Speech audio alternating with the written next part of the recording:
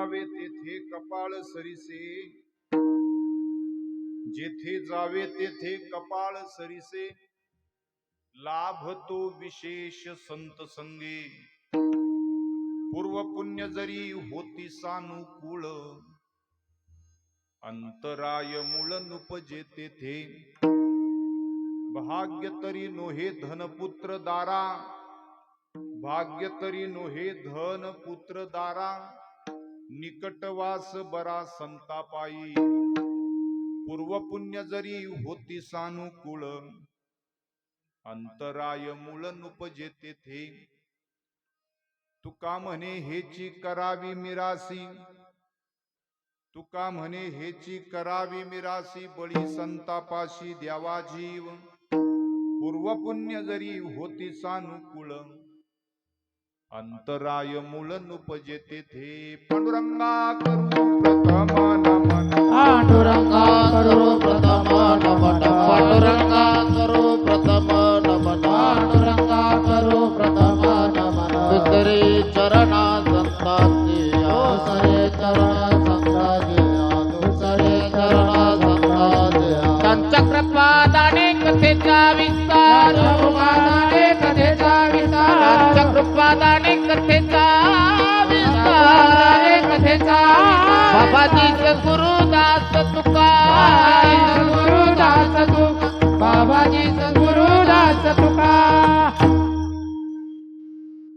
जयांची केली या स्मरण, होय सकल विद्येंचे अधिकरण, तेची वंदू श्री चरण श्री गुरूंचे ते नमस्कार ओली आता, अलंकापुरी रम्य सिंहासनस्थम, पदांभुज तेजस्फुरदिक प्रदेशम, विधींद्राहि देवै सदास्तु यमानम, समाधिस्थ मूर्ती भजे ज्ञान देवम, ओम नमो ज्ञानेश्वरा, ओम नमो ज्ञानेश्वरा, ओम नमो ज्ञानेश्वरा, ओम नमो ज्ञानेश्वरा, ओम नमो ज्ञानेश्वरा, ओम नमो ज्ञानेश्वरा, ओम नमो ज्ञानेश्वरा, ओम नमो ज्ञानेश्वरा, ओम नमो ज्ञानेश्वरा, ओम नमो ज्ञानेश्वरा, करुणा करा दयाळा, करुणा करा दयाळा, करुणा करा दयाळा, तुमचा अनुग्रह लादलो,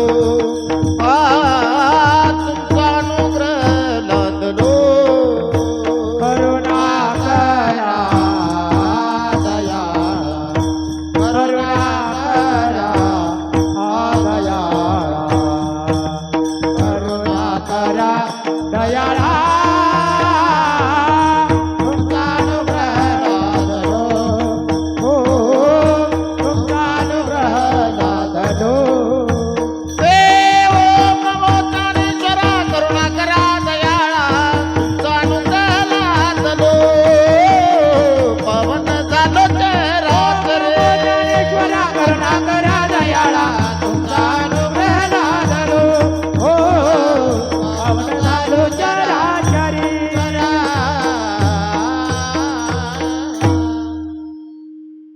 जिथे जावे तेथे कपाळ सरिसे, लाभतो विशेष संत संगी, आपण जिथं जातो तिथं आपलं प्रारब्ध बरोबर असतं, आपलं नशीब बरोबर असतं, आपलं भाग्य बरोबर असतं, आपलं लक बरोबर असतं. म्हणून कपाळ याचा अर्थ भाग्य, नशीब, लक, प्रारब्ध असा अर्थ तुकोबाराय सांगतात की आपण जिथं जातो तिथं आपलं कपाळ बरोबर आहे. म्हणून आपण आपलं कपाळ कुठं घेऊन जावं, तर संतांच्या संगतीत घेऊन जावं, पांडुरंगाच्या पायाजवळ घेऊन जावं, वारीमध्ये आपलं कपाळ घेऊन जावं, आळंदीला घेऊन जावं, देहूला घेऊन जावं, संतांच्या संगतीत वारकऱ्याच्या बरोबर आपलं कपाळ न्यावं, म्हणजे भाग्य आपलं न्यावं, प्रारब्ध आपलं घेऊन जावं. कारण त्यांच्या संगतीमध्ये विशेष असणारा लाभ आहे. लाभ आणि विशेष लाभ. लाभ तो विशेष संत संगे, पूर्व पुण्य जरी होती सानुकूळ, आमची पूर्व पुण्याई त्या ठिकाणी अनुकूल होती. त्याच्यामुळं आम्हाला संतांची भेट झाली. त्याच्यामुळं आम्हाला ज्ञानोबारायचं दर्शन, तुकोबारायचं दर्शन, वारकऱ्यांचं दर्शन सप्त्यातल्या कीर्तनाला यायला मिळालं. कारण काय? पूर्व पुण्य जरी होती सानुकूळ, पूर्व पुण्याई अनुकूल होती. अंतराय मूळ नुपजे तेथे. आणि मग एकदा भाग्य अनुकूल असलं की संत भेटीमध्ये आणि आपल्यामध्ये कुठल्या प्रकारचा अंतराय पडत नाही, अंतर पडत नाही. महाराज म्हणतात, लोक म्हणतात की चांगली बायको मिळणं, आपल्याला धनाची प्राप्ती होणं, आपल्याला मुलाची प्राप्ती होणं, लोकांचं मत आहे की हे आपलं भाग्य आहे. महाराज सांगतात, ते तुम्ही जरी भाग्य समजत असाल तरी खरं भाग्य तुकोबाराय सांगतात, भाग्य तरी नोहे धन पुत्र दारा याला भाग्य म्हणू नका. भाग्य कोणतं? निकटवास बरा.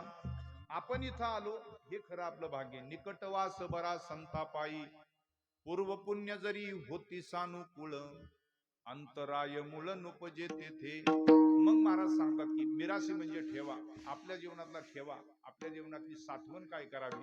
तुका म्हणे हेची करावी मिरासी. पुण्याही कमवावी माणसाने.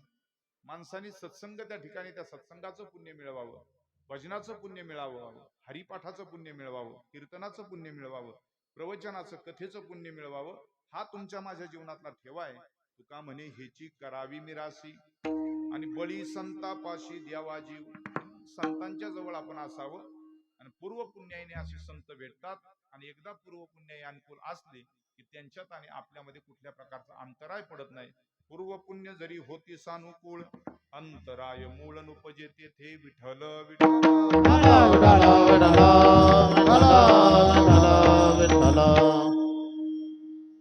या वर्षीचं सप्ताहाचं 12वा वर्धापन दिन आहे. पांडुरंग परमात्मा रुक्मिणी प्राण संजीवन.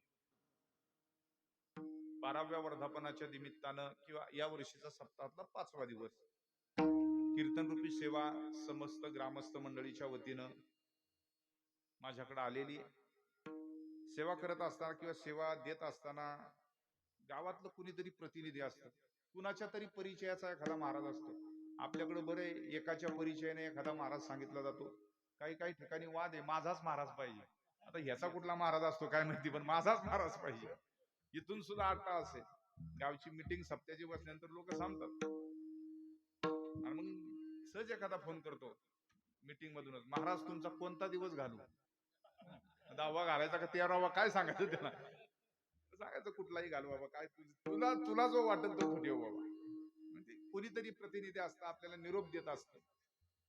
बोलवणं सगळ्या गावाचं असतं, पण त्याच्या पाठीमागं आपल्याला निरोप देणारा कुणीतरी असतं. म्हणून दोरगे परिवार या गावातील पांडुरंग बाप्पू दोरगे त्यांच्या माध्यमातून हा निरोप माझ्यापर्यंत आला, पोहोचला. सप्ताहाची गावचं प्रतिनिधी राजकारणात या नात्यानं आदरणीय नितीन शेठ दोरगे त्यांनी सुद्धा कार्यक्रमाची माहिती दिली, आठवण करून दिली, स्मरण करून दिलं. खूप चांगल्या पद्धतीचे महाराष्ट्रातील रत्न गायन क्षेत्रातील, मृदंग क्षेत्रातील या ठिकाणी उपस्थित आहेत. गोड गळ्याचे गायक आहेत या ठिकाणी. की संपूर्ण आपला पुणे जिल्हा असेल, महाराष्ट्रातल्या सर्व कीर्तनकारांनी त्यांच्यावरती प्रेम करावं. सगळ्यांना चांगल्या पद्धतीची साथ करणारे गायक या ठिकाणी उपस्थित आहेत, वादकही उपस्थित आहेत. जसं शक्य असेल त्या पद्धतीने सगळ्यांचा नामोच्चार करेल आणि सेवेला आपण प्रारंभ करू. विठ्ठल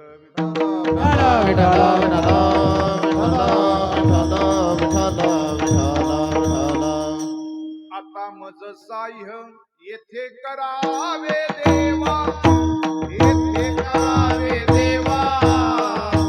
तुझी घे सेवा सकळ गोआमुखवोनी, तुझे घे सेवा सकळ गोआमुखवोनी. आता माझा साह्य येथे करावे देवा, येथे करावे देवा. अखंड सेवा सकळ गोआमुखवोनी, अखंड सेवा सकळ गोआमुखवोनी. भगवंताकडे साह्य मागितले तुकोबारायांनी. तुझी सेवा करतोय ना देवा, आता बळ दे. आता मज साह्य येथे करावे देवा. आणि देवाच्या साह्याशिवाय कथा होत नाही आपली. कथेची सामग्री देह अवसानावर, देहामध्ये अवसान असावं लागतं, भगवंताचं साह्य असावं लागतं. तुझी घेईन सेवा सकळ गोवा उगवणे. काकड्याचा पर्व काळे एक जण म्हणला महाराज गोवा खाऊन भजन करायचं होय. अरे म्हणलं तो गोवा नाही सांगितला, गोवा म्हणजे अडथळा, गोवा म्हणजे अडचण. आमच्या जीवनामध्ये जी जी अडचण येते, जे जे अडथळे येते, तुझी घेईन सेवा सकळ गोवा उगवणी, सगळे अडथळे बाजूला आम्ही सारू आणि देवा तुझी सेवा करू आम्ही. सगळं वाटतं देवा. काकड्याचा पर्व काळ आहे ना आता. प्रभातेसी वाटे तुमच्या यावे दर्शना, यावे दर्शना, येथे नचले चोरी उरली राहे वासना, येथे नचले चोरी उरली राहे वासना. कागा सासुरवासी मज केले भगवंता, केले भगवंता, आपुलिया सत्ता स्वाधीनता ते नाही. असे काकड्याचे इतके गोडगोड आपण. तसंही आपल्याला इथपर्यंत यायला सासुरवास कशाचा आहे. आता ठीक आहे, आताच्या काळामध्ये सासुरवास राहिला नाही, पण संसाराचा धाक असतोच ना आपल्याला. संसाराचा धाक निरंतरा मासी, मरण भले परी काय अवकळायसी. तुझे दास्य करू आणि का मागो खावया, धीग झाले जिने माझे पंढरी राया. महाराज म्हणतात आम्हाला या संसाराचा धाक आहे. आणि संसाराचा धाक आपल्याला कामामुळे कीर्तनाला लवकर यायला जमतं का कामामुळे उशीर होतो. 9 ते 11 का ठेवले, 9 ते 11 का ठेवलंय. मग जर 7 ते 9 कीर्तन केलं तर एवढीच लोक असतील का, ह्याच्यापेक्षा कमी असतील का, ह्याच्यापेक्षा जास्त असतील, जास्त असतील. मग तुम्ही तर गंमत करताय देवाची. पण 7 ते 9 ला जर जास्त असतील तर मग 9 ते 11 ला कमी घेऊन का कीर्तन करायचं.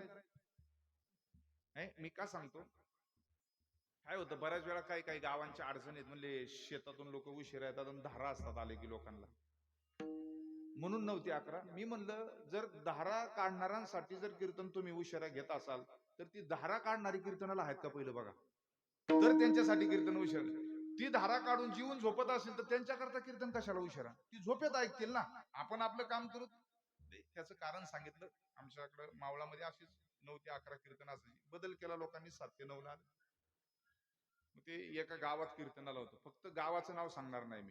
आता हल्ली काय इलेक्शनचा प्रचार चालू आहे, इकडं तिकडं सगळं ओळखी पाळखी असतात. तुमच्याकडे कोण उभं आहे, कोणाला तिकीट मिळलं, हे सगळं चालू आहे आता. त्या 9 ते 11चं कीर्तन आणि बरोबर 10 वाजले की अंधाराचा फायदा घेऊन अर्धी लोक तर पाठीमागे झोपून जातात. 9 ते 11 जेवण केलेलं असतं, आळस येतो माणसाला. असंच कीर्तनामध्ये दुखला लागून जातो. नाथ महाराज म्हणतात जो मोले मदिरा खाये तो मदिरा नादे नाचे गाये, जेने ब्रह्मानंदू सेविला आहे तो केवीर आहे आवरला. अरे ज्याने विकत घेऊन दारू पिली त्याला सुचत नाही गटरात पडायचं, म्हणजे कुठं पडायचं त्याला कळत नाही. ज्याने विकत घेऊन दारू पिली त्याची अवस्था अशी की तो स्वतः भानावरती नसतो. आणि ज्याने हा ब्रह्मरस पेला त्याची अवस्था काय असेल, ही अवस्थेची उंची सांगितली. विठ्ठल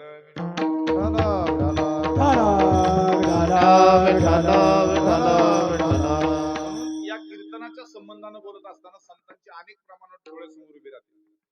समाधीचे सुख सांगावो वाळूनी, समाधीचे सुख सांडावो वाळूनी, ऐसा या कीर्तनी ब्रह्मरस, ऐसा या कीर्तनी ब्रह्मरस.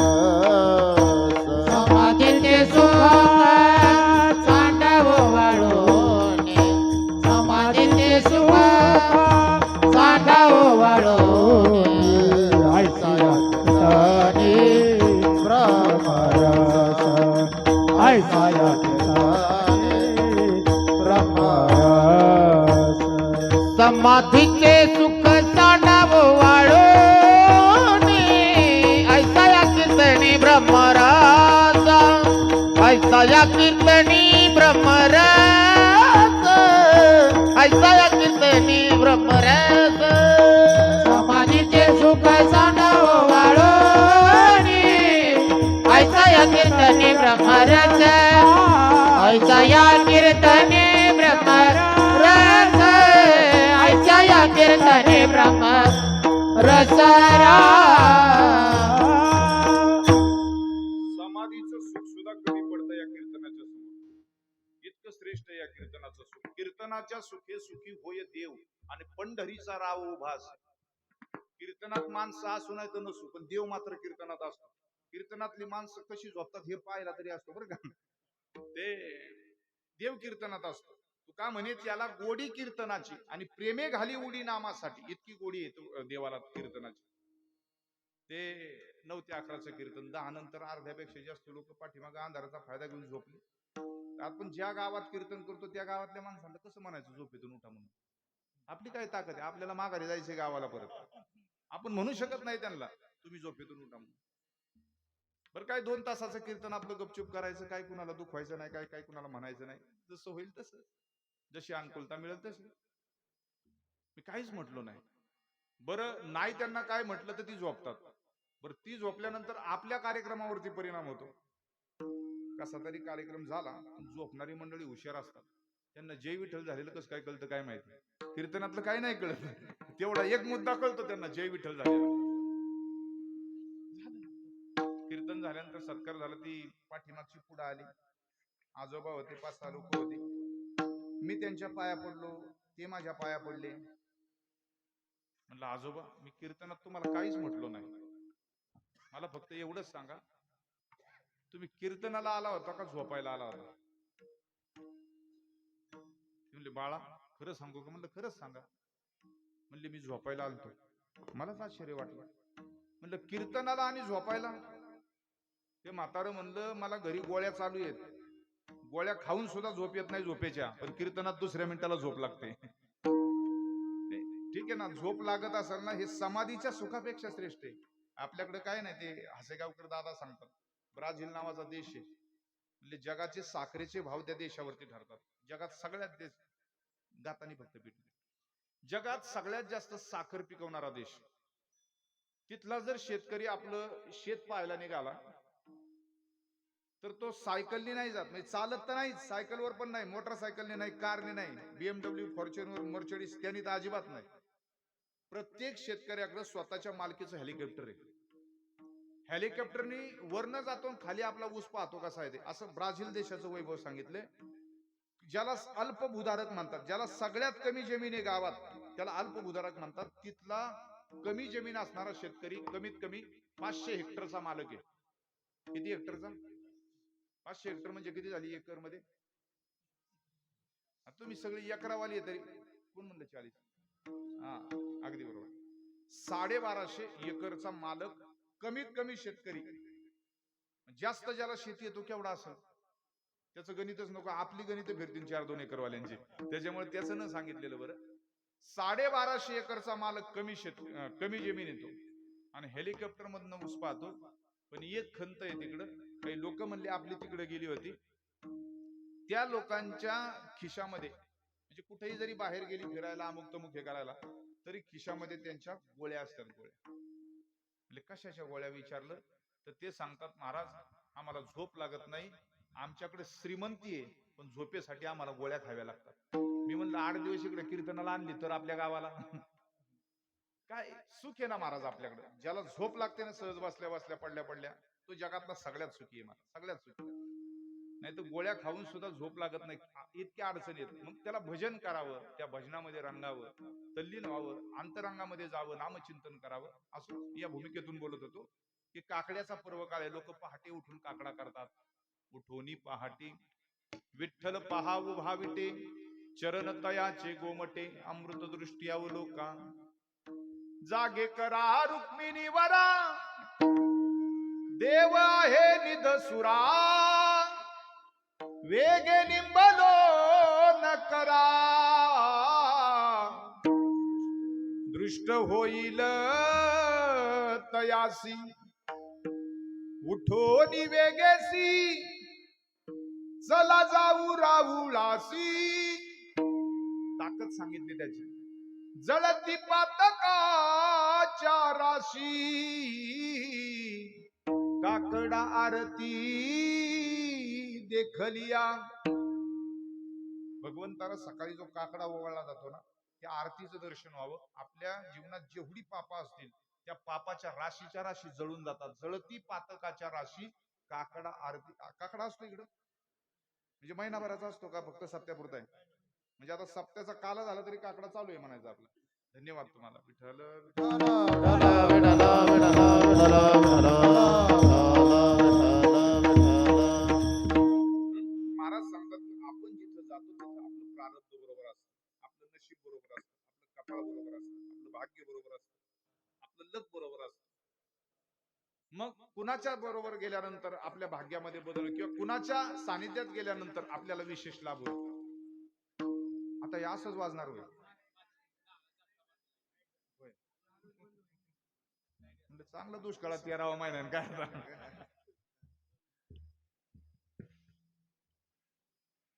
विठ्ठल विठ्ठल विठ्ठल विठ्ठल विठ्ठल विठ्ठल विठ्ठल आम्ही कुणीच आमच्या काय येत नाहीत. मृदंगवाल्यांनी बोलून नाही दाखवलं. यांनी तर कसे 5 दिवस काढले त्यांचं त्यांनाच माहिती. सासरू असा घेतो जीव ओढे तुझं पाशी अशी स्थिती आहे. काही नसलं ना तरी चालतं, पण हे चांगलं लागतं. एकटा कीर्तनकार, 2 मृदंगवाले आणि 3 गायक. माणसं कीर्तनाला असू अथवा नसू, फक्त हे जर चांगलं असेल ना, कुणाचाही कार्यक्रम असू द्या, टॉपच होणार. जेथे जावे तेथे कपाळ सरीसे. माणसाचं भाग्य माणसाच्या बरोबर असतं. आपण आपलं लाभ व्हावा, विशेष लाभ व्हावा याच्याकरता आपण आपलं भाग्य किंवा कपाळ कुठे घेऊन जावं, तर संतांच्या संगतीत घेऊन जावं. होय ना. एकदा गरुड आकाश मार्गे चालला होता. गरुड संतांच्या संगतीत विशेष लाभ कसा असतो. आकाश मार्गे जात असताना गरुडाने एक जंगलाचा मार्ग होता, जंगलाचा रस्ता, आणि त्या जंगलातून असं खाली पाहिलं, असा संत समुदाय बसलेला गरुडाला दिसला. काहीतरी दिसतंय खाली, यज्ञ होता, यज्ञातून धूर येत होता, अशी सगळी लोक त्याला बसलेली दिसली.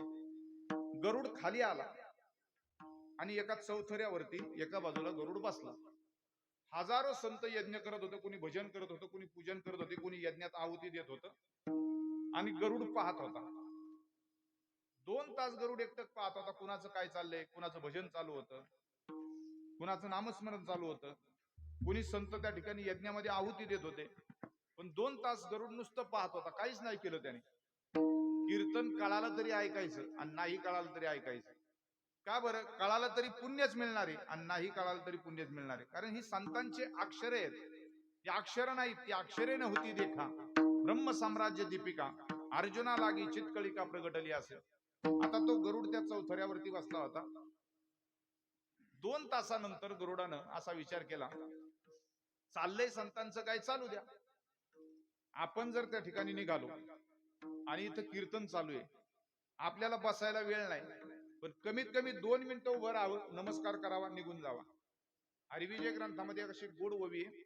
आपण गावातून बाहेर चाललोय कामासाठी आणि गावाच्या देवासमोरून जात असताना आपण गावाच्या देवाला नमस्कार न करता जर तसं निघून गेलो, तर त्या गावाच्या देवतेला अपमानित केल्याचं पाप लागतं आपल्याला. म्हणून नेहमी इथून जर या रस्त्याने चाललो, देव समोर दिसतो ना, पाया पडून जावं. पण पाया पडण्याची पण पद्धत आहे. दोन्ही हाताने पाया पडलं तर नमस्कार आहे. आता तर इतकं भारी पाया पडतात, एक कपाळा हात लावतात, एक गालाला लावतात, इकडे लावतात, होटाला लावतात, छातीला लावतात, मग मुका घेतात. काय करतात काय माहिती. अशा पद्धतीची पाया पडण्याची पद्धत. पाया पडत असताना एका हाताने कधीच कुणाच्या पाया पडायचं नाही. पाया पडताना दोन्ही हाताने पाया पडायचं, तर आपल्या पुण्य पदरात आहे. एका हाताने पाया पडलं दोष आहे.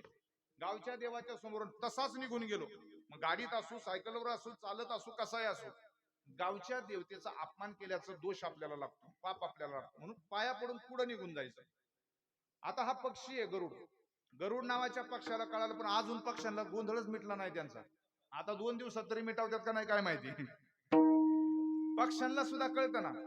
समतेची देशगाणी येथे पाखरे गातात, समतेची देशगाणी येथे पाखरे गातात. अरे मंदिर मस्जिदी मध्ये हो त्यांच्या मैफिली होतात, त्यांच्या मैफिली होतात. समता ही पक्षांना कळते, राजकीय पक्षांना कळायला तयार नाही. समता कळायला, स्वाभिमानच कळायला तयार नाही. आपल्याकडे चॅनलला 99% बातम्या राजकारणातल्या आहेत, 1% बातम्या उद्योग जगताशी. महाराष्ट्राच्या बाहेर कुठेही जा तुम्ही जगामध्ये, 99% बातम्या उद्योग जगताच्या आहेत आणि 1% बातमी राजकारणाची. इतका राजकारणाने आपला देश ही मानसिकता पोखरून गेलेली आहे. आपण ज्यांना आपले हिरो मानतो ते सांगतात विमल खा. आपण ज्यांना आपले हिरो मानतो ते म्हणतात ड्रीम 11 खेळा, जुगार खेळायला लावतात. आपण ज्यांचे पिक्चर पाहतो माहितीये ना, आपल्याकडे एक अल्लू अर्जुन नावाचा त्या कर्नाटक प्रांतामधला तमिळी हिरो आहे नाही का, तो त्याचा पिक्चर आला होता माग, कोणता पाहिलंय का नाही? जाऊ द्या, वाजंत्री बहुगल बलान करणे. तुम्ही माझ्याकडे लक्ष द्या. विठ्ठल विठ्ठल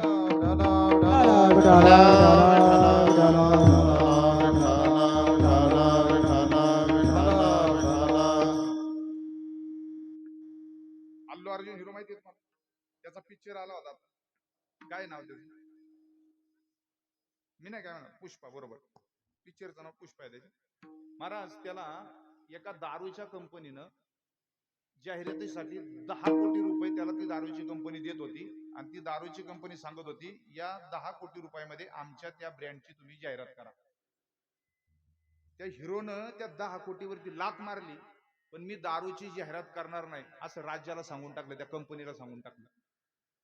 कोण आहे असा जगातला माणूस की समोर 10 कोटीला लात मारतो, पण माझी पुढची पिढी पिणार नाही किंवा माझी पुढची पिढी त्या ठिकाणी वाम मार्गाने जाऊ नये याच्याकरता केवढा मोठा त्याग आहे. आणि इथं आम्ही रोज जाहिरात आली, कोण म्हणते विमलच खा, कोण म्हणते ड्रीम 11च खेळा. ज्यांना आपण आपले हिरो मानतो ते विचार करण्यासारखी गोष्ट आहे. एखाद्या हिरोचा सुद्धा विचार साधूचा असू शकतो, साधूचा अंतकरणाचा हिरो असू शकतो, त्याला सुद्धा वाटतं माझ्या राज्यातली पोरं दारू पिणारी नसावीत, मी त्याग करतो या पैशाचा. आता तर कसला दुराळा होईल कुणी सांगू शकत नाही महाराज. परवा दिवशी एक पोरगा आलं मला विचारायला, म्हणले महाराज मी प्रचाराला जाऊ का तिला भेटायला जाऊ? म्हणलं मला का विचारलं, हा प्रश्न तुझा आहे. नाही म्हणला, पुण्यातली माणसं सल्ला द्यायला भारी असतात, सल्लागार. तुम्ही बघा, तुम्ही कधी पुण्यातल्या माणसाचा सल्ला घ्या. नाशिकवरनं माणूस आला, त्याला जायचं होतं ससून हॉस्पिटलला, ते बिचारे आजारी होतं. रिक्षावाल्याला विचारलं, म्हणले त्या नाशिकच्या माणसाने ससून हॉस्पिटलचा मला पत्ता सांगा.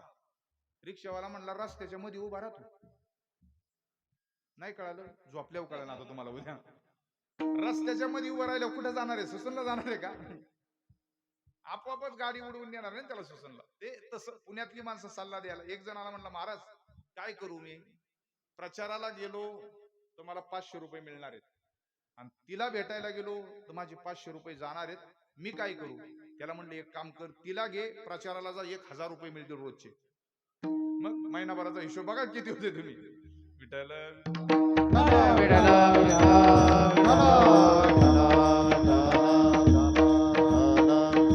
गरुडाची गोष्ट सांगत होतो, लाभ सांगत होतो, संतांच्या संगतीचा लाभ. आकाश मार्गाने चाललेला गरुड, जंगल होतं, खाली पाहिलं, असेच आपण जसे बसलोय असा संत समागम त्याला दिसला. एका चौथऱ्यावरती एका बाजूला गरुड उभा आहे. कुणी संत यज्ञात आहुती देते, कुणी भजन करते, कुणी पूजन करते. हजारो संतांचा असा यज्ञ चालू आहे. 2 तास झाले. मी म्हणून बोललो की कीर्तन चालू असलं, कळालं तरी ऐका, नाही कळालं ऐका, 2 मिनिटं थांबा, पण कीर्तन तसं डावलू नका, गावच्या देवाला डावलून जाऊ नका, नमस्कार करून पुढे जा. हे गरुडाला कळालं, त्याच्यासाठी सांगतो. 2 तास गरुड बसून होता. 2 तासानंतर गरुड म्हटला जाऊ द्या, संतांचं काय चाललंय तसं तुम्ही म्हणा, संतोषचं काय चाललंय चालू द्या, आपलं चला. गरुड म्हणला संतांचा यज्ञ चाललाय, आपल्याला त्यांना डिस्टर्ब करायला नको, त्यांचं चालू द्या. 2 तासानंतर गरुडानं उड्डाण केलं, पंख हलवले अशी उड्डाण करण्यासाठी. असं सांगितलं जातं पुराणामध्ये, ज्या वेळेस गरुडानं असे पंख हलवले 7-8 वेळा, त्यावेळेस संत समागमामध्ये जेवढी संत समुदाय बसला होता त्याच्या आजूबाजूची जागा गरुडाच्या पंख हलवण्यानं झाडून निघाली. गरुडाने झाडून घेतली होती का? झाडून घेतली नव्हती, पण ती जागा झाडून निघाली. ती जागा झाडून निघाल्यामुळं गरुड निघून गेला त्याच्या मार्गाने. गरुडाला माहितीच नाही आपण काय केलंय ते जागा झाडून निघाल्यामुळं गरुडालाच्या वाट्याला पुण्य आलं. इतकं पुण्य आलं, सगळे संत सांगतात, पुराण सांगतात की त्या पुण्याईच्या बळावरती गरुडाला भगवंताने आपलं वाहनच करून घेतलं. जो संताच्या दारात सेवा करतो त्याला देव जवळ करतो. संत दर्शनी हा लाभ पद्मनाभ जोडीला, पद्मनाभ जोडीला, पद्मनाभ जोडीला. संत दर्शनी हा लाभ पद्मनाभ जोडीला, पद्मनाभ जोडीला, पद्मनाभ जोडीला. संत दर्शनी हा लाभ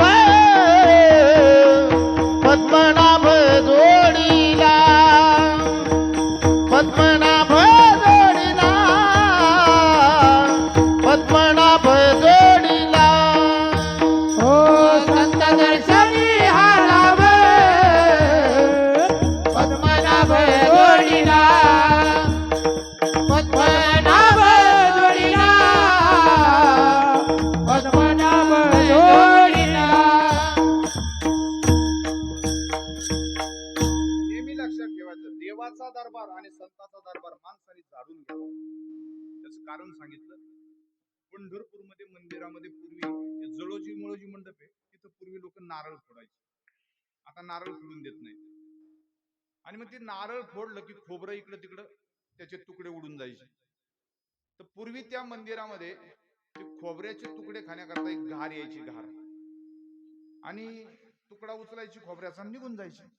आता एखाद्याला जर कळलं इथं रोज पंगत आहे, तर ज्याला काही मिळत नाही तो रोज पंक्तीला येऊन बसणारच आहे ना आपोआप, त्याला माहिती आहे.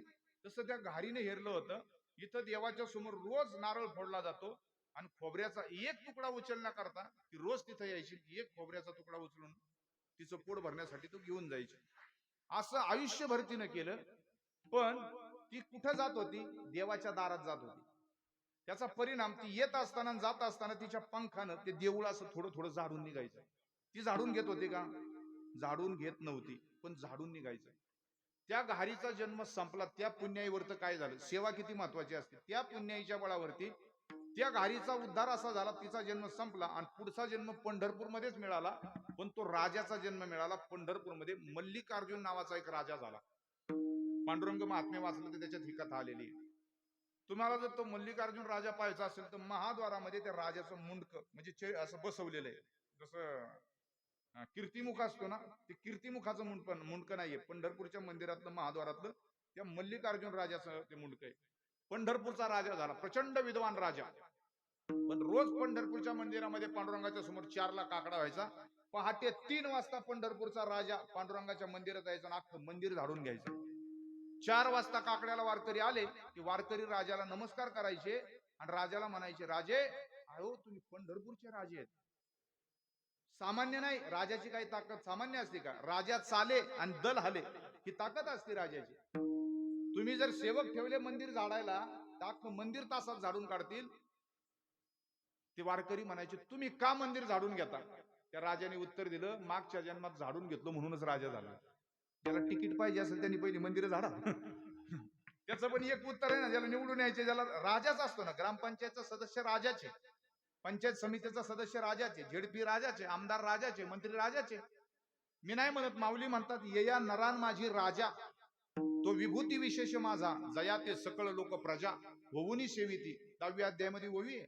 ज्ञानोबराय म्हणतात, ग्रामपंचायतच्या सदस्यापासून देशाच्या राष्ट्रपती पदापर्यंत जेवढी पद आहेत ती सामान्य पद नाहीत, ते त्या स्तरावरचे राजे आहेत. एखादा माणूस 100 मतात निवडून येत असेल ग्रामपंचायतला, तरी तो ग्रामपंचायतचा सदस्य राजाचे. पण त्याची पहिली जबाबदारी, जग जर त्याला राजा म्हणत असेल तर त्याची पहिली जबाबदारी त्यांनी पहाटे उठावं. इथलं सोडू ना, इथलं अजिबात आपल्याला काय सांगायचं नाही. आता मी उद्या सांगणार इथलं तिकडं. विठ्ठल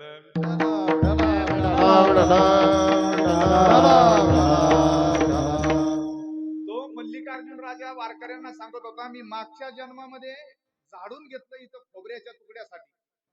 झाडून जाणून बुजून घेतलं नाही, फक्त खायला यायचो, पण माझ्या पंखानं गार होतो, मी झाडून निघायचो. त्याचं पुण्य इतकं झालं, मी राजा झालो. देवाने मला राजा केलं. आणि या जन्मामध्ये मला आठवण आहे पाठीमागच्या जन्माची, म्हणून जोपर्यंत माझा श्वास आहे तोपर्यंत मी हे पांडुरंगाचं मंदिर स्वतः झाडून घेणार. आयुष्यभर मंदिर झाडलं त्या मल्लिकार्जुन राजाने. सामान्य नव्हता तो. म्हणजे जी आता खासदाराची लेवल आहे का, त्याच्याही पेक्षा त्याची पातळी मोठी होती. एवढा मोठा राजा होता. एखादा खासदार घेईल का मंदिर झाडून? पण तो मल्लिकार्जुन राजा मंदिर झाडायचा. त्याचा तो जन्म संपला आणि त्याला 3रा जन्म मिळाला पंढरपूरमध्ये. एका ब्राह्मणाचाच मिळाला, पण पांडुरंगाची पूजा करण्याचा मान मिळाला 3ऱ्या जन्मामध्ये. आणि 3ऱ्या जन्मामध्ये त्याचा उद्धार झाला. मला हे फक्त याच्यासाठी सांगायचं होतं, सेवेसाठी. देवाच्या दरबारात आणि संतांच्या दरबारामध्ये विशेष असणारा लाभ होतो.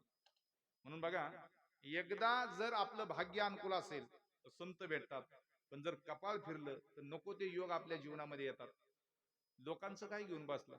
देवांचा देव महादेव. एकदा असं झालं, कैलासामध्ये भगवान शंकर ध्यानस्थ बसले होते आणि सकाळची वेळ होती. ध्यान झालं आणि झाल्यानंतर डोळे उघडून समोर पाहिलं तर समोरून शनिदेव चालले होते. आणि आपल्याकडे पद्धत आहे, एकामेकांना आपण पाहिलं की रामकृष्ण हरी म्हणतो, हात जोडतो, अशी पद्धत आहे आपल्याकडे. भगवान महादेवानी शनिदेवाला रामकृष्ण हरी घातला. शनिदेव म्हणले महादेवा रामकृष्ण हरी. दोघांच्या गप्पा झाल्या. गप्पांमध्ये कस काय चाललंय शनिदेवा महादेवाने विचारलं. शनिदेवाने सांगितलं एकदम छान चाललंय. अशा गप्पा होत असताना सहज भगवान महादेव, कधीच कुणाची चेष्टा नाही, कधी कुणाची निंदा नाही, भगवंताचं भजन ऐक्य भजन महादेवांनी केलं. पण आज मात्र शनिदेवाची चेष्टा करण्याचं काय मनात आलं आणि सहज भगवान महादेवने विचारलं, शनिदेवा बरं चाललंय ना? एकदम बरं चाललंय. महादेव म्हणले, शनिदेवा माझ्या राशीव कधी येणार आहेत तुम्ही? आता ज्याच्या राशीव शनी आहे त्याला तिकीट मिळाणार, ज्याच्या राशीव शनी आहे त्याचं लग्न व्हायना, ज्याच्या राशीव शनी आहे त्याचं बरेच काय काय सगळे भ्रष्टाचार उघडे पडतात ना, शनी ज्याच्या राशीव आहे त्याच्या. आणि भगवान महादेव म्हणतात माझ्या राशीव कधी येणार आहे? शनिदेव म्हणले, महादेवा मी राशीव तुमच्या येईल तेव्हा येईल, पण विचारू नका. माझं एखाद्याच्या राशीव येणं इतकं चांगलं नसतं. लग्न होत नाही माणसाचं, भ्रष्टाचार उघडे पडतात, त्याला नेता होता येत नाही. शनी राशीवाला तर कशाला विचारता, जाऊ द्या ना मला. भगवान महादेव म्हणले, शनिदेवा तुम्ही सांगायचं मगच पुढे जायचं. शनिदेव म्हणले, एवढा आग्रहच धरताय ना, मी उद्याच तुमच्या राशीवरती येणार आहे. महादेव गडबडले, उद्या किती वाजता? म्हणले ब्रह्म मुहूर्तावरती. असं ऐकल्यानंतर महादेवाची झोपच उडाली. शनिदेव गेले निघून. आणि दुसऱ्या दिवशी म्हणजे रात्र झाली, रात्रभर महादेव जागे. कैलास पर्वत उतरून खाली आले. कैलास पर्वताच्या पायथ्याला एक सरोवर आहे, मानस सरोवर. ते थंडीचे दिवस होते, थंडीमध्ये मायनस टेम्परेचर, बर्फ झाला होता. महादेवाने तो बर्फ फोडला आणि पाण्यामध्ये कितीतरी फूट खाली खोल तळाला भर थंडीमध्ये जाऊन बसले. पहाटे 3 वाजता ब्रह्ममुहूर्तावरती येणार होते ना शनिदेव. पहाटे 3 पासून सकाळी सूर्य उगवतोपर्यंत असतो तो ब्रह्ममुहूर्त. 4 वाजले, 5 वाजले, 6 वाजले, 7 वाजले, 4 तास देवांचा देव महादेव थंडीमध्ये गार पाण्यामध्ये बर्फामध्ये बसले होते खाली जाऊन. 7 वाजल्यानंतर जरा ऊन येतं. आल्यानंतर मग भगवान महादेव वरती आले, काठावरती आले मानस सरोवराच्या, आणि समोर पाहतात तर शनिदेव. इतके जोर जोरात महादेव हसायला लागले. म्हणले, शनिदेवा कसं फसवलं तुम्हाला? तुम्ही माझ्या राशीव येणार होता ना, बघा ना कसं फसवलं. शनिदेव डबल मोठ्याने हसायला लागले. म्हणले, महादेवा मी तुमच्या राशीव 1 तास येणार होतो, पण 4 तास तुम्हाला पाण्यात बसवलं, त्याचं काय? देवांचा देव महादेव 4 तास पाण्यात बसला कशामुळं? कपाळ फिरलं. तुका म्हणे जेव्हा फिरते कपाळ, तुका म्हणे जेव्हा फिरते कपाळ, तुका म्हणे जेव्हा फिरते कपाळ, तुका म्हणे जेव्हा फिरते कपाळ, तुका म्हणे जेव्हा फिरते कपाळ, तुका म्हणे जेव्हा फिरते कपाळ, तुका म्हणे जेव्हा फिरते कपाळ, तुका म्हणे जेव्हा फिरते कपाळ, तरीच अमंगल योग येतो, तरीच अमंगल योग येतो, उद्धारासी ठाव नाही भाग्यहीना, उद्धारासी ठाव नाही भाग्यहीना. तरीचा मंगळ योग येतो, तरीचा मंगळ योग येतो, उद्धाराचे ठाव भाग्य ना,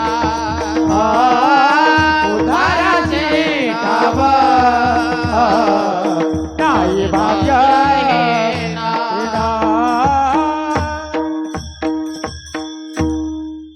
का म्हणे जेव्हा फिरते कपाळ. महाराज म्हणतात जेव्हा कपाळ फिरतं ना तेव्हा जीवनात काय घडतं? अमंगळ योग येतात. जे घडूच नाही असं कधी वाटतं ना, ते घडायला सुरुवात होते. तरीच अमंगळ योग येतो. कशामुळे येतो? कपाळ फिरलं की अमंगळ योग येतो. उद्धारासी ठाव नाही भाग्यहीना. जी माणसं संतांच्या चरणाला विनमुख आहेत त्यांचा कधीच उद्धार होत नाही. उद्धाराशी ठाव नाही भाग्य विना विनमुख चरणा संताची. म्हणून संताच्या चरणाला, देवाच्या चरणाला कधीच विनमुख व्हायचं नाही.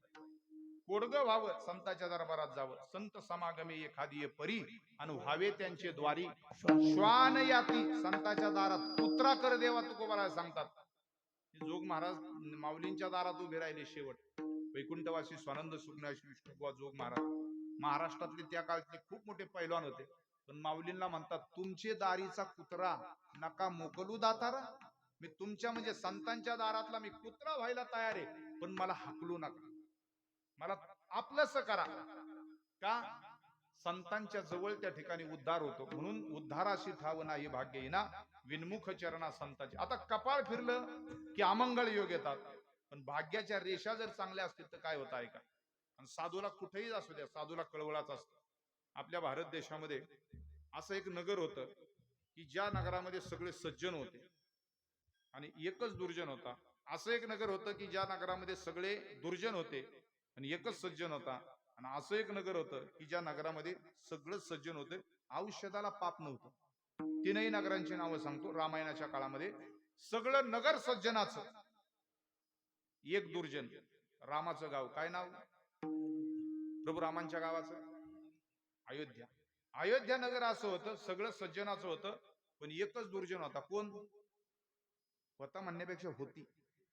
आता कळाला असेल लवकर. कोण? काय तिचं नाव? कोण म्हणते? सासू?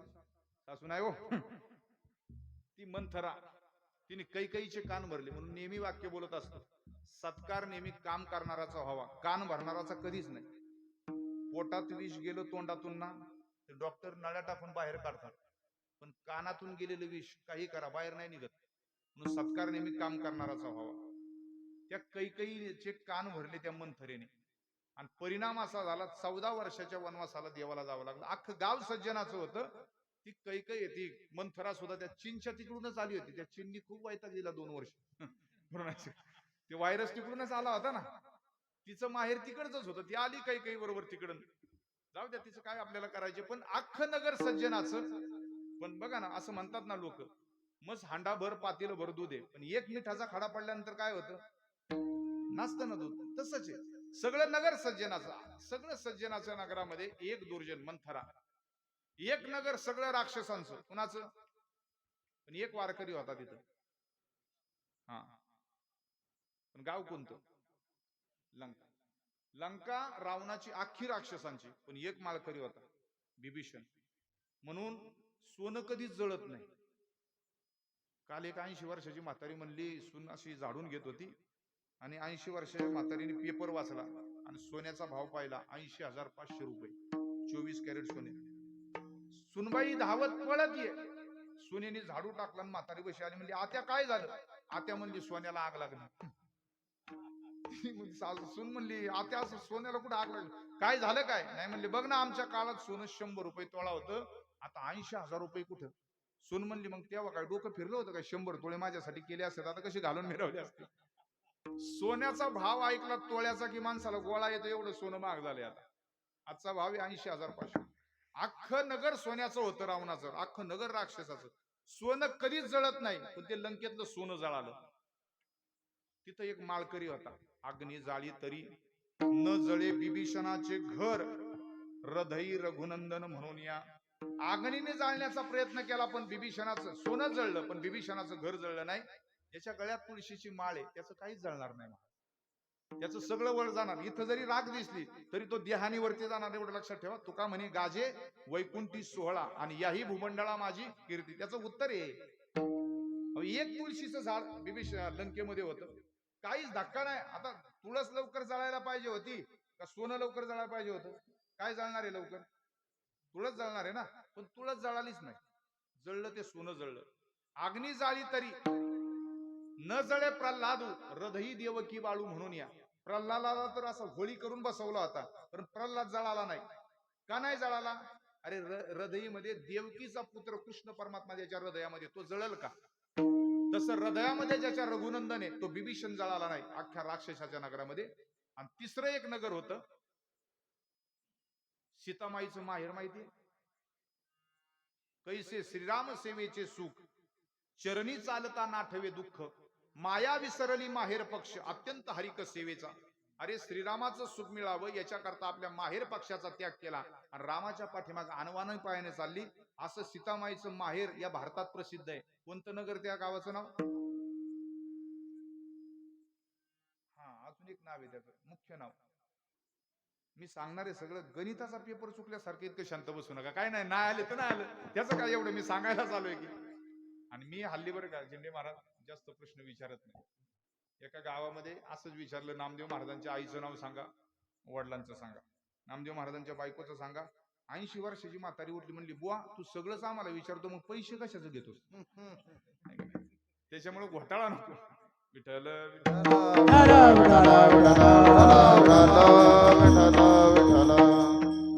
मिथिला नावाचं नगर आपल्या भारतात होऊन गेलं. त्या नगरीचा राजा जनक सामान्य राजा नव्हता महाराज. तुका म्हणे राज्य करिता जनक आग्नी माझी एक पाव जळे. जनक राजा जर असा सत्संग ऐकायला बसलेले यज्ञवालकांचा ना, मंडप पेटला होता. सगळे श्रोते उठून गेले, फक्त सांगणारा आणि ऐकणारा एकच राजा होता. ज्या वेळेस सतरंजी जळायला लागली, राजाचा अर्धा पाय जळला, तेव्हा राजाला चटका बसल्यावर कळालं की मंडपाला आग लागली म्हणून. कसं म्हणून विदेही जनक म्हणतात, आसो आईसा कोठे आठवची नाही देहीच विदेही. विदेही अवस्था होती राजा जनकाची. इथं जर आता पाठीमागं काय वाजलं तर लोक माझ्याकडे बघतील का तिकडे बघतील? जनरेटर वाजलं तरी तिकडे बघतात. काय असेल अवस्था राजा जनकाची. सामान्य नव्हते ते जनक, साधू आहेत, सीतामाईचे वडील आहेत. घटना त्यांच्या जीवनातली. चला, रामाचं नगर साकेत धामाला निघालं. काही गावं, सगळी गावच्या गावं वैकुंठाला गेली. चालत वैकुंठाला या जगामध्ये कोण गेलं? धर्मराजा चालत वैकुंठाला गेला. स्वर्गाला चालत गेला धर्मराजा. कुठून गेला? तो आपल्या भारतातून गेला. ठिकाण कुठे आहे? मी तुम्हाला स्वर्गाचा पत्ता सांगतो, जायचं का नाही ते आपण ठरवायचं. स्वर्गाला तर सगळ्यांना एक दिवस जायचंय. स्वर्गाला जाण्यासाठी काय काय करावं लागतं? लोकांची एक म्हण आहे, स्वतः मेल्याशिवाय स्वर्ग नाही दिसत. स्वतः मेल्याशिवाय स्वर्ग. आता मरणाची कुणाची तयारी नाही, ठीक आहे, चला स्वर्ग तसा नाही पाहिजे. मग काय करा, नाथांचं भागवत काढा. त्या भागवतात स्वर्गाचं वर्णन 21 स्वर्ग आहेत. तेही नाही कळालं तर एक काम करायचं, आपल्या भारतात हिमालय, ते हिमालयाच्या तिथे बद्रीनारायण नावाचं क्षेत्र आहे. तिथून 25 किलोमीटर अंतरावरती सतोपंत नावाचं सरोवर आहे. तिथं स्वर्गाला जाण्याची अशी शिडी असं म्हणतात. म्हणजे पायऱ्या पायऱ्या दिसतात, त्या पायरीने चालत धर्मराजा स्वर्गाला गेला. आता पत्ता सांगितलाय मी. निघायचं उद्या. त्या पुण्यातली माणसं तर इतकी चमत्कारी आहेत आपली, तिथं जातात त्या शिडीजवळ सेल्फी काढतात आणि मारायला घरी येतात. पण कुणी चालत नाही तिथं. तू का म्हणे पावटणे करू स्वर्गाची, आम्ही चालत जाऊ वैकुंठाला. महाराज म्हणतात सदैव वैकुंठाला तुकाराम महाराज गेले. देहासकट चालत वैकुंठाला धर्मराजा गेला. अजून एका राजाचं नगर अख्खं गावच्या गाव वैकुंठाला गेलं. रुक्मान गदी एकादशी आणि नगरी नेली वैकुंठाची. ज्या गावात लहान लेकरापासून म्हातारा माणसापर्यंत एकादशी करणारी माणसं आहेत, ते गाव न जळता सदेह वैकुंठाला जातं. आपण जर ठरवलं तर आपण सुद्धा न जळता वैकुंठाला जाऊ शकतो, फक्त ठरवत नाही गाव. हे कुणी ठरवलं होतं माहितीये? गावच्या प्रमुखानं ठरवलं होतं. रुक्मांगद राजा भारताचा सम्राट झाला म्हणून आम्ही नेहमी म्हणत असतो, गावचा सरपंच जर गावात टाळ घेऊन उभा राहिला तर सदस्य आपोआप राहतात ना. का म्हणायचं असं? कशासाठी म्हणायचं? त्याचं कारण आहे, जर गावच्या प्रमुखांनी केलं तर गाव करत असतं. म्हणून त्या नगरामध्ये राजांनी सांगितलं होतं, लहान लेकरापासून म्हाताऱ्या माणसापर्यंत सगळ्यांनी काय करायची? एकादशी करायची.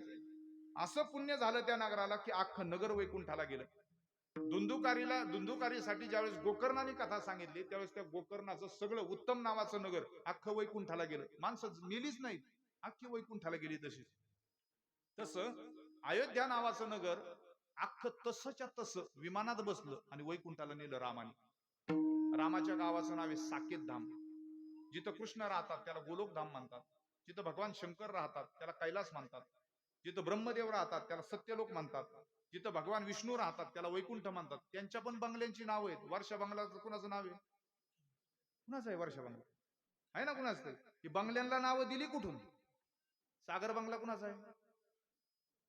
आता ठिकायला वेगळं सांगायचे, रोजच बातम्या चालल्यात की महाराज, त्याचं काय आपल्याला करायचे? तशी प्रत्येकाच्या घराची नावं आहेत, गावाची नावं आहेत वरती. रामाचं गाव विचारलं ना तुम्ही कुठं? इथं अयोध्या आहे, पण वरती कोणतं आहे? साकेत धाम रामाच्या बंगल्याचं नाव वरती. कृष्णाच्या गोलोक धाम, विष्णूच्या वैकुंठ धाम, शंकराच्या कैलास धाम, अशी गावाची नावं आहेत प्रत्येकाच्या. त्यांच्याही बंगल्यांना नाव आहेत. अख्खं नगर वैकुंठ साकेत धामाला रामाचं गेलं. सगळे गेल्यानंतर फक्त सीतामाईचे वडील शिल्लक होते, जनक राजा. आणि त्यांनी विचार केला सगळ्यांना जाऊन द्यायचं, आपण चालत निघायचं.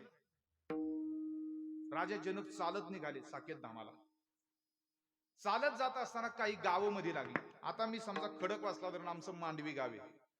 मी तिकडनं भांडगावला इथपर्यंत आलो गाडीने. मला इथपर्यंत येतोपर्यंत कितीतरी गावं लागली असतील का नाही. पहिलं पुणे लागलं शहर, नंतर हडपसर लागलं, नंतर लोणी काळभोर लागलं, नंतर कुंजीरवाडी लागली, उरुळी कांचन लागलं, नंतर हे यवत लागलं, नंतर इथं भांडगावला आलं. बरोबर ना? एवढी गावं लागलीच ना मला. त्या गावं लागली नाही मध्ये. तसं राजा जनक ज्यावेळेस निघाले त्यावेळेस त्यांना अनेक गावं रस्त्यामध्ये लागली. त्याच्यातलं एक मुख्य गाव लागलं. त्या गावातून जात असताना दुर्गंधी आली. दुर्गंधी म्हणजे घाण वास आला राजा जनकाला. त्या वासाच्या बरोबर कानावरती असा किंचळलेला आवाज आला, भयंकर घाणेरडा आवाज. राजा जनक थांबले आणि हा आवाज कुठून येतोय, ही दुर्गंधी कुठून येते म्हणून त्या दिशेने निघाले. जाऊन तिथं पाहतात तर भली मोठी अशी रक्तपू असणारी नदी वाहत होती. त्या नदीमध्ये हजारो सापळे, माणसाचे हजारो सापळे असे त्या नदीमध्ये पोहत होते. दोन्ही बाजूला लोखंडाचे असणारे तापलेले जळते खांब होते. त्या जळत्या खांबावरती माणसाला असं ढकलून दिलं जात होतं. राजा जनकाने तिथे गेल्यानंतर तिथल्या प्रमुखाला विचारलं हे कोणतं गाव आहे. त्यावेळेस तिथल्या प्रमुखाने सांगितलं याला नरक लोक म्हणतात. कोणतं गाव? नरक लोक म्हणतात. त्यावेळेस इथला प्रमुख कोण राजा जनकाने विचारलं. त्यावेळेस त्यांनी सांगितलं इथं प्रमुख यम आहे, यमाला बोलवून घ्या. राजा जनकाच्या आदेशावरनं यम तिथं आला. यमाने जसं राजा जनकाला पाहिलं तसं नमस्कार केला. बघा, वारकऱ्याला यम हात लावत नाहीत. यम धर्म वाट पाहे निरंतर, जोडून या कर तिष्ठत असे. एखादा माळकरी जर गेला ना, यमाची ताकद नाही त्याला हात लावण्याची. त्याला हात जोडतो यम, हात. आज राजा जनकाला हात जोडले यमाने. मारीती तोडीती हानीती निष्ठूर हे माणसाला आहे, माळकऱ्याला नाही, वारकऱ्याला अजिबात नाही. आता बघा, यमाला विचारलं राजा जनकाने, जो जळता लोखंडाचा खांब आहे त्या लोखंडाच्या खांबावरती काही दोन दोन माणसं अशी ढकलून दिली जात होती, हे कशासाठी चालले. त्यावेळेस यमाने सांगितलं ज्यांना ढकलून दिलं जातंय ना खांबावरती जळत्या, त्या माणसांनी खाली इथं मृत्यू लोकांमध्ये असताना लोकांची भांडणं लावण्याचं काम केलं म्हणून त्याला ही शिक्षा आहे. म्हणून इथं कुणाचीच भांडणं लावायची नाही, नाही तर बसा मग तिथं वरती. आता लावायची का भांडणं? अजिबात नाही लावायची. जळत्या खांबावरती आशीपत्र तरुवर खैराचे इंगळ, निघतील ज्वाळा तैल पाकी, तप्त भूमीवरी चालविती पायी, अग्निस्तंभ बाही कवटाळविती. अग्नीचे स्तंभ असे कवटाळायला लावले जातात. दोन माणसांनी एक माणूस धरला होता आणि तिसरा माणूस तापलेला लोखंडाचा रस एकाच्या तोंडात ओतत होता. राजा जनकाने विचारलं यमा, हा लोखंडाचा तापलेला रस त्या माणसाच्या तोंडात का ओतला जातोय. त्यावेळेस यमाने सांगितलं या मृत्यू लोकांमध्ये असताना दिवसभर लोकांना शिव्या द्यायचा. बघा शिव्या दिलेला परिणाम. तुकाराम महाराज सांगतात मारीती तोडीती हानीती निष्ठूर, यमाचे किंकर बहुसाल. तापलेला लोखंडाचा रस तोंडामध्ये त्या ठिकाणी ओतला जातो. अशी भयंकर शिक्षा त्या नरक लोकातली. आणि म्हणले ही जी नदी आहे रक्त आणि पुणी भरलेली, त्याच्यामध्ये सगळी माणसं त्या ठिकाणी इवळतात, ओरडतात, आरडतात. कशा करतात म्हणजे खाली असताना कधीच रामाचं भजन केलं नाही. कीर्तन आहे तरी घरी झोपले, नाही कळाला गावचा सत्ता, नाहीच काही कळालं, त्याचा परिणाम नरक लोकांमध्ये इथं सडावं लागतंय. साधूला कसा कळवळा असतो. राजा जनकाने विचारलं यमा, एकच सांगा मला, या नरकातल्या माणसांचा उद्धार होण्याकरता मी काय केलं पाहिजे. यमाने सांगितलं या माणसांनी फक्त एकदा राम म्हटला तरी यांचा नरकातून उद्धार होईल. राजा जनकाने सांगितलं त्या लोकांना राम म्हणारे राम, पण तिथं गेल्या वाचा नव्हती. राम म्हणण्याचा प्रयत्न करत होते पण शब्द फुटत नव्हते, आवाज फुटत नव्हता. यमाने सांगितलं जेव्हा बोलायला तोंड दिलं तेव्हा लोकांना शिव्या दिल्या, राम नाही म्हटला. आणि आता राम म्हणायचा प्रयत्न करतात तर आता वाचा नाही. यांना राम म्हणता नाही येणार. दुसरा उपयोग काय? लांब म्हणते का? दुसरा काय पर्याय? राजा जनकाने विचारलं. यमाने सांगितलं राजा जनकाला, तुम्ही जर एक राम नामाचं पुण्य जर या नरकातल्या लोकांना दिलं तर या नरकातल्या लोकांचा उद्धार होईल. राजा जनकाने अशी ओंजळ धरली. यमाने पाणी ओतलं आणि राजा जनक डोळे झाकून एवढंच म्हणला, मी जे राम नाम घेतले त्या राम नामाचं पुण्य या नरकातल्या लोकांसाठी देतो, असं डोळे झाकून संकल्प सोडला आणि डोळे उघडले तेव्हा एकही माणूस तिथं रक्त आणि पू भरलेल्या नदीमध्ये नव्हता, कुणीच नव्हतं. कुठे गेले असतील? आमच्या मांडवीला नाही आले बाबा. कुठे गेले असतील? वैकुंठ भुवनी घर केले, ओ वैकुंठ भुवनी घर केले वैकुंठ भुवनी घर केले, वैकुंठ भुवनी घर केले. ओ ज्ञानदेव ध्यानी राम कृष्ण मनी ज्ञानदेव ध्यानी राम कृष्ण मनी, ज्ञानदेव ध्यानी राम कृष्ण मनी ज्ञानदेव ध्यानी राम कृष्ण मनी. ओ वैकुंठ भुवनी घर केले वैकुंठ भुवनी घर केले वैकुंठ भुवनी घर केले, वैकुंठ भुवनी घर केले. ज्ञानदेव ध्यानी रामकृष्ण म्हणी, ज्याने रामकृष्ण हरीचा जप केला त्याला घर मिळते वैकुंठामध्ये. रामकृष्ण नामी रंगले जे नर तुका म्हणे घर वैकुंठी त्या. तुकाराम महाराज म्हणतात त्याचं वैकुंठामध्ये घर तयार आहे. 2 तास कीर्तनाला बसते, फुकट नाही गेले कुणाचे. काय केलं? आपलं भांडवल आहे, आपलं पुण्याईचं भांडवल इथं जमा झालं, त्याच्या बदल्यात भगवंताने वैकुंठामध्ये देवाच्या शेजारी घर मिळालं आपल्याला, वैकुंठ भुवनी. त्या नरकातली सगळीच्या सगळी लोक जनक राजाने जसं राम नामाचं पुण्य देऊन टाकलं, ती सगळी वैकुंठामध्ये गेली महाराज. बघा ना, साधू कुठेही भेटू द्या, इथं बांडगावला भेटू, आळंदीला भेटू, नाही तर पंढरीला भेटू, साधू माणसाला जिथं भेटला तिथं त्याचा उद्धार करतो.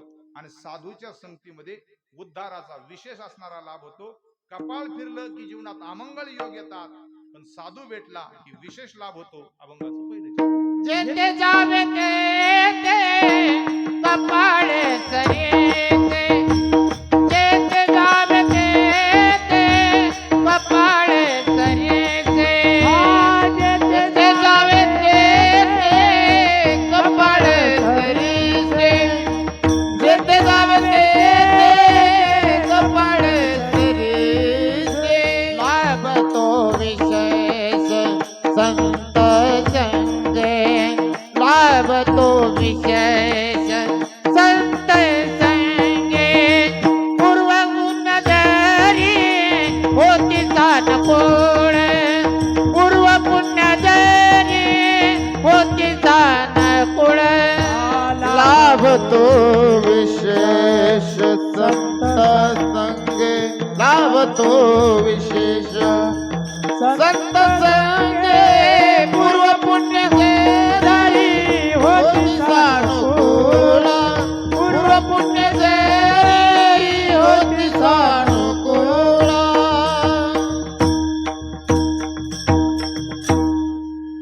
पूर्व पुण्य अनुकूल असलं की साधू भेटतात. साधू भेटल्यानंतर फायदा काय? विशेष लाभ होतो. विशेष लाभ काय? आपला उद्धार होतो. म्हणून तुम्ही संत माय बाप एवढा उपकार करा. उगाच प्रार्थना आहे का? न्यामज तेथवरी दाखवा दिनांचा सोयरा, साधू संत माय बाप जे का दयेचे सागर. कोण येते? भावाचे मुख्य स्थान, भक्तीचे ते माहेर. तीही केले कृपादान, मस्तकी ठेविला कर. तुम्ही संत माय बाप एवढा उपकार. संत संग आणि नामचिंतन आपल्याला तारतं. विठ्ठल विठ्ठल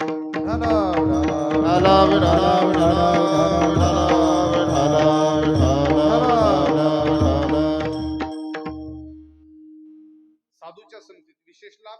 आणि दुसरी गोष्ट, उद्धार होतो. हा विशेष लाभ संतांच्या संगतीत होतो. अनुकूलता असेल पूर्व पुण्याईची. नाथ महाराज म्हणतात साधू भेटण्यासाठी काय लागतं? कोटी जन्माची पुण्य संपत्ती.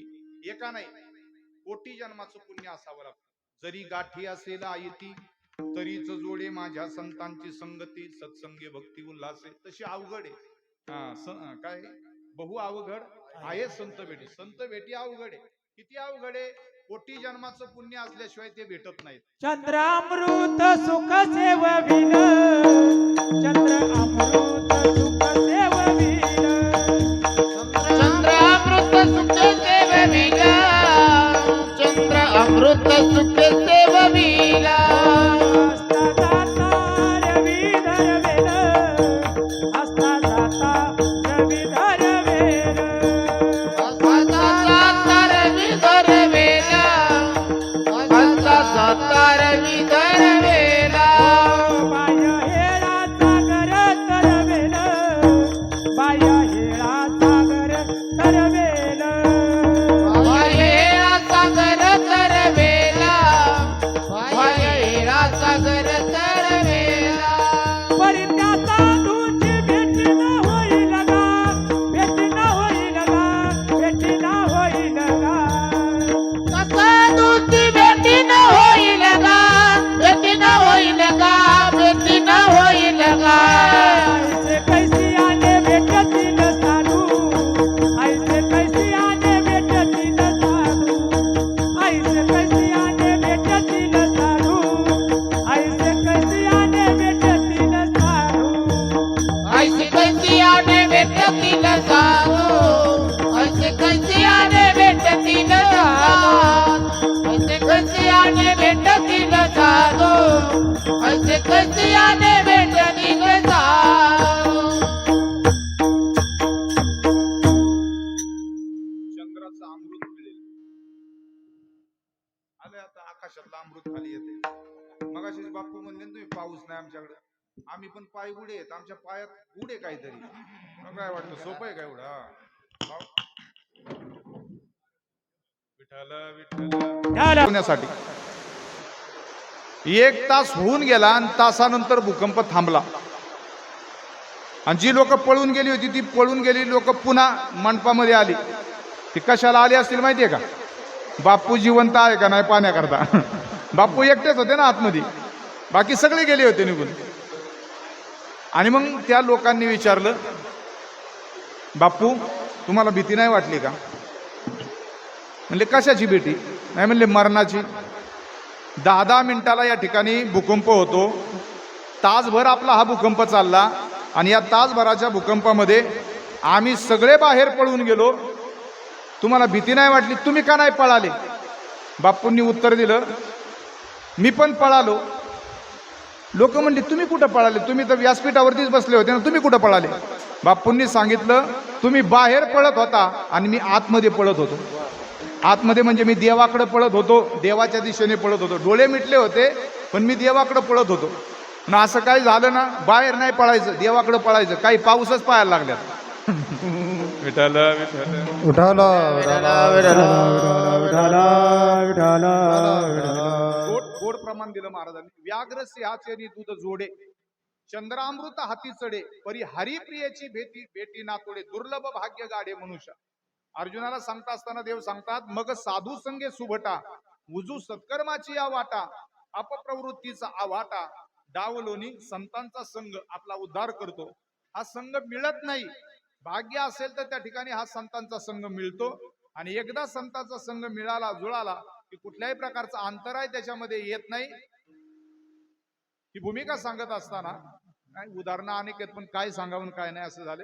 अभंगाच्या 2ऱ्या चरणामध्ये सांगते, पूर्व पुण्य जय रे होते सानकोड, पूर्व पुण्य जय रे होती सानकुळ, पूर्व पुण्य जारी होती सानुकूळ, पूर्व पुण्य जारी होती सानुकूळ. अंतराय मूळ नुपजते ते, अंतराय मूळ नुपजते ते, पूर्व पुण्य जय रे होती सानकुळ, पूर्व पुण्य जय रे होती सान. अंतराय मूळ नुपजते ते, अंतराय मूळ नुपजते ते, पूर्व पुण्य जरी होती सानुकूळ पूर्व पुण्य जरी होती सानुकूळ पूर्व पुण्य जरी होती सानुकूळ अंतराय मूळ नुपजे तेथे. माणसं म्हणतात धन आमचं भाग्य आहे.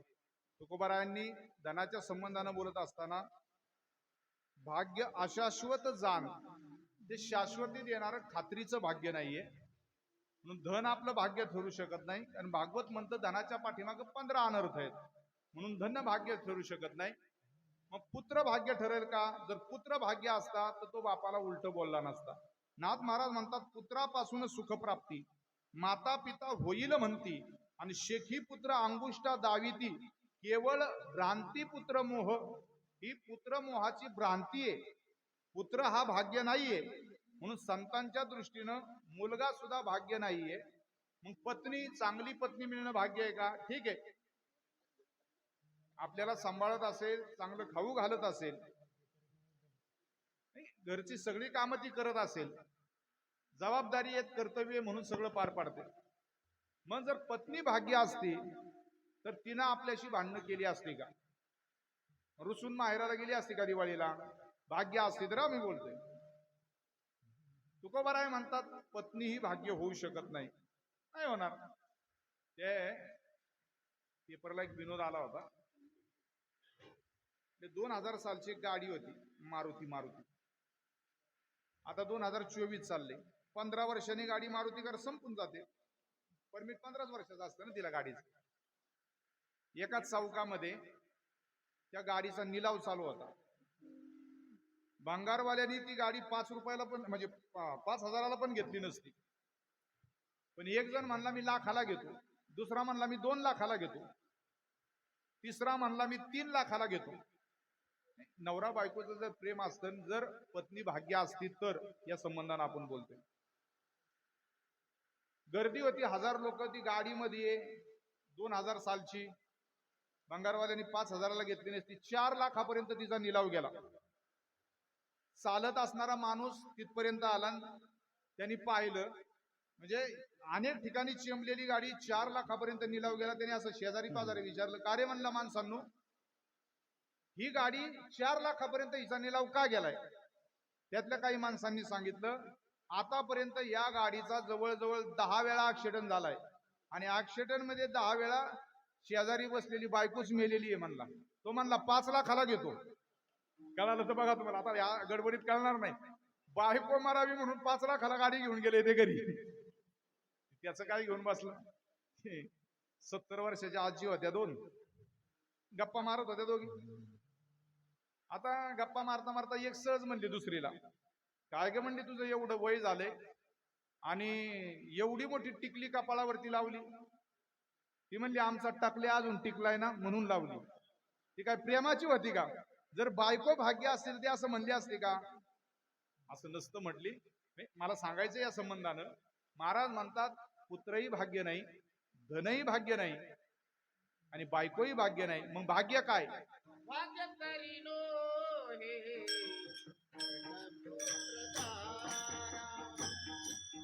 भाग्य तरीनो हे धनपुत्र दारा. भाग्य तरीनो हे धनपुत्र दारा.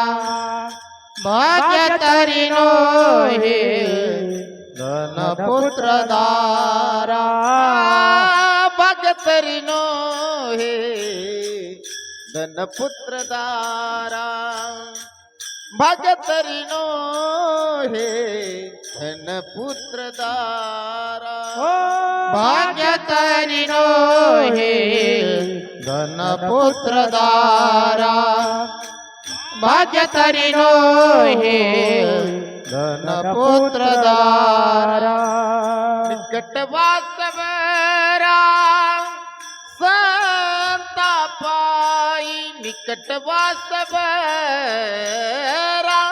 संतापाई. पूर्व पुण्य जरी होती सानुकूळ. पूर्व पुण्य जरी होती सानुकूळ निकटवास बरारा संता पाये निकटवास बरारा संता पाये पूर्व पुण्य जरी होती सानुकूळ हो पूर्व पुण्य जरी होती सानुकूळ भाग्य तरी नोहे धन पुत्र दारा हे भाग्य नाही. संतांच्या पायाजवळ आपण असणं हे तुमच्या माझ्या जीवनातलं खरोखरचं भाग्य आहे. ज्ञानोबारायांच्या जवळ असणं, तुकोबारायांच्या जवळ असणं, सोपान काकांच्या जवळ असणं, जेवढी काय महाराष्ट्रातली संत मंडळी आहेत वारकऱ्याच्या पायाजवळ असणं हे भाग्य आहे. भाग्य तरी नो हे धनपुत्र दारा निकट वास बरा संतापायी. आपल्या भारताला भारत देशाचे माजी राष्ट्रपती ते डॉक्टर सर्वपल्ली राधाकृष्ण त्यांच्या चरित्रात एक गोष्ट आलेली आहे. खूप संत समागम आवडायचा त्यांना, संत संघ आवडायचा. रमण महर्षी नावाचे साधू झाले. त्यांचा आश्रम होता तिरुअनंतपुरमला खाली. खूप मोठं साधुत्व रमण महर्षी. आता राष्ट्रपतीला वाटावं काय एखाद्या संताच्या संगतीत जाऊन बसावं. 3-3 तास त्यांच्याजवळ जाऊन बसायचे राष्ट्रपती आणि 3 तासामध्ये फक्त ऐकायचे महात्मे काय बोलतात ते. मोठ्याचं नेहमी ऐकून घ्यावं, लहानाला शिकवावं पण मोठ्याचं ऐकावं. आपल्याकडे तसं नाही महाराज, आपण मोठ्याला शिकवायला निघतो. संतापाशी बहु असावी मर्यादा, फलकटाचा धंदा उर फोडी. संतांच्या जवळ मर्यादा असावी. आता संतोच्या जवळ नाही ठेवली तरी चालेल पण संतांच्या जवळ मर्यादा ठेवावी लागेल ना. संतापाशी बहु असावी मर्यादा तुकोबाराय सांगतात. 3 तास देशाचे राष्ट्रपती बसायचे, जेड सिक्युरिटी असायची आजूबाजूला. आणि काही लोकांना शंका यायची, एवढा मोठा माणूस आहे, देशाचं राष्ट्रपती पद आहे आणि एका साधूच्या सामान्य झोपडीमध्ये जाऊन 3-3 तास बसतो. बरं बोलत तर काहीच नाही, सगळं ऐकून घेतो. एका माणसाने विचारलं, म्हणले का हो, एवढा मोठा देश आहे, एका सईनं तुमची जर सही झाली तर निर्णय बदलतात. कायद्याला झालेली फाशी सुद्धा रद्द होते तुमच्या सहीनं. एवढं मोल आहे तुमच्या सहीचं. आणि तुमच्यासारख्या एवढ्या मोठ्या माणसानं जेड सिक्युरिटी घ्यायची आणि 3 तास एखाद्या साधूच्या झोपडीमध्ये बसायचं. त्या माणसाने विचारलं, असं काय मिळतं तुम्हाला संतांच्या संगतीत? राष्ट्रपतींनी उत्तर दिलं होतं, मी आज देशाच्या सर्वोच्च पदावरती आहे, म्हणजे राष्ट्रपती पदावरती असताना मला जे मिळत नाही ते मला संतांच्या पायाजवळ मिळतं. जर लोक म्हणत असतील ना कीर्तनात काय मिळतं, त्याचं मूल्यच करता येत नाही. इथे मोक्ष असे आईता, मनाचा मारू न करिता, इंद्रिया ही दुःख न देता, इथे मोक्ष असे आईता श्रवणा माझी. कीर्तनात काय मिळतं? आईता मोक्ष मिळतो. जगात आईत काहीच मिळत नाही. आणि एकमेव साधन नामस्मरण, संतांचा संग, कीर्तन ही साधना अशी आहेत महाराज, माणसाला काही न करता नुसतं बसलं तरी मोक्ष मिळतो. इतकी ताकद आहे या साधनांची. म्हणून राष्ट्रपतीला काही वेळ लागलं नव्हतं की संतांच्या सानिध्यात जाऊन बसायचं. मोठी मोठी माणसं महाराज. म्हणून संत समागम जीवनाचा उद्धार करतो. आपण ज्याला भाग्य समजतो ते भाग्य नाही, संतांच्या पायाजवळ असणं हे तुमच्या माझ्या जीवनातलं भाग्य आहे. मग संतांच्या जवळ जीव द्यायचा का? जीव द्यायचा याचा अर्थ असा आहे बघा, आपल्याकडे असे एक लोक म्हणे, एखादा माणूस शेतावरती खूप प्रेम करतो, त्याला शेतात काम करायची सारखी सवय असते. सूर्य उगवायला माणसं रानात असतात, शेतात असतात, ऊसात असतात. आणि एखाद्याला विचारलं ना कुठे गेलेत होते, गावातली माणसं सांगतात ते वय मरायला शेतात गेले. जीव द्यायला. आता माणसं मरायला शेतात जातात का? अहो ते जीव द्यायला शेतात आहे. म्हणजे याचा अर्थ काय? उठलं की काय करते ते शेतात पळते. तसंच आहे महाराज, परमार्थामध्ये सुद्धा तसंच आहे. माणूस उठला, सगळं सकाळचं झालं की उठलं की पहिलं काकड्याला पाहिजे, आता पाठत मरायला देवळात पाहिजे. आता तसंही वांजळे महाराजांचं वाक्य आहे. अविनाश महाराज आमचे परमार्थ स्नेही मित्र, महाराजांचं आणि वांजळे महाराजांचं खूप सख्य आहे. महाराज म्हणतात, कीर्तनात माणसं मरत नाहीत तरी पण कीर्तनात मरत नाहीत. थोड्या वेळाने कळणार आहे वाक्य. लगेच कळत नाही. कीर्तनात माणसं मरत नाहीत पण तरी पण कीर्तनात. त्याचा अर्थच असा आहे महाराज, मरत नाही कोणी कीर्तनामध्ये. आणि कीर्तनात मरण यायला केवढं भाग्य पाहिजे महाराज. अनंत जन्मीचं पुण्य जोडलं पाहिजे. तेव्हा त्या ठिकाणी कीर्तनात मरण येईल. म्हणून तुकोबाराय सांगतात आपल्या जीवनातली मिरासी म्हणजे ठेवा. मग पुण्याईचा ठेवा असा करा, ती कुठं मिळेल? संतांच्या पायाजवळ. म्हणून सगळ्यात पहिली घाई कशाची करायची, तातडी कशाची करायची? संतांच्या जवळ असण्याची, संतांच्या पायाजवळ असण्याची. म्हणजे आपला जीव त्यांच्या पायावरती ओवाळून टाकावा, अभंगाच्या शेवटच्या चरणात.